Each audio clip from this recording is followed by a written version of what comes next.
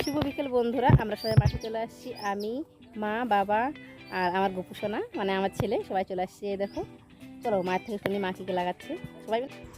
মা এগুলো কিসের বীজ লাগাচ্ছ আজকে? শশার বীজ লাগাচ্ছি।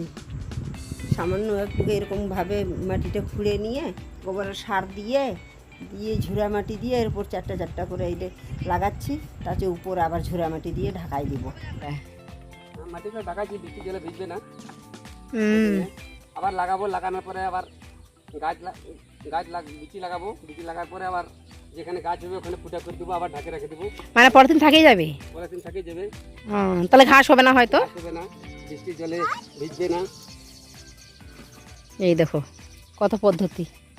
এদিকে বাবা এদিকে পলিথিনগুলো উঠাই দিবে, এগুলো বীজ দিবে, শশার বীজ। দিয়ে আবার ঢাকাই দেবো, এদিকে মা দেখো শশার বীজ দেওয়া হয়ে গেছে, আবার ঢাকে দেবো। ওগুলো মাটি দিয়ে ঢাকে দিচ্ছে। ভাই পলিথিনগুলো কোথা থেকে আনছো, কিনে আনছো কি? না, কিনে নাই, সরকার তো দিচ্ছে, এনজয়তে দিচ্ছে। আমরা কৃষকের এনজয় আছে তো, ওই এনজয় থেকে পাইছি। ত্রিপাল পাইছি, শশার বীজ, ঢেঁড়সের বীজ, ঝিঙ্গার বীজ। ওগুলো সব এনজিও থেকে দিয়েছে? হ্যাঁ, সব এনজয়তে দিচ্ছে। আচ্ছা, আমাদের এনজয় দল আছে, ওই এনজয় থেকে পাইছি। এই দেখো বাবা এনজিও দল আছে, ওই এনজিও দল থেকে পলিথিন, শশার বীজ, অনেক কিছু বীজ দিয়েছে আবাদ করার জন্য। কৃষকরা একটু আগে বাড়ুক তার জন্য এনজিও অনেক কিছু দিচ্ছে। এই পলিথিনের সুবিধা অনেক আছে। এই পলিথিন দিলে এরকম বৃষ্টি হলে মাটি ভিজবে না, আর মাটিতে না ভেজে তাহলে মাটিতে বীজ দিতে পারবে। লাল হবে না, গাছে ভালো হবে। এই পলিথিন এরকম থাকে যাবে, গাছ বীজ দেওয়ার পরেও থাকে যাবে এরকম। যেখানে গাছ চারা বের হবে ওখানে কেটে দেওয়া হবে।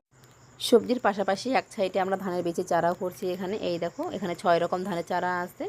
আর আজকে বাবা কিছুটা কাদো করে রেখেছে, এগুলাতে কালকে ধানের বীজ দিবে। এখানে টোটাল 7 রকম বীজ হয়ে যাবে ধানের। ফাইনালি বন্ধুরা আমাদের শশার বীজ লাগানো কমপ্লিট হয়ে গেল। এখন আমরা লাগাবো ঝিঙের বীজ। এই যে আমার হাতে ঝিঙের বীজের প্যাকেট, ঝিঙের বীজটা বাটিতে আছে। মা বাবা লাগাবে, আমি চলে যাবো বাড়িতে। বাড়িতে দোকান আছে, এখন বিকালবেলায় দোকান খুলতে হবে। চলো তাহলে আমি বাড়ি চলে যাই, মা বাবা এখানে ঝিঙের বীজ লাগাক। চলো টাটা।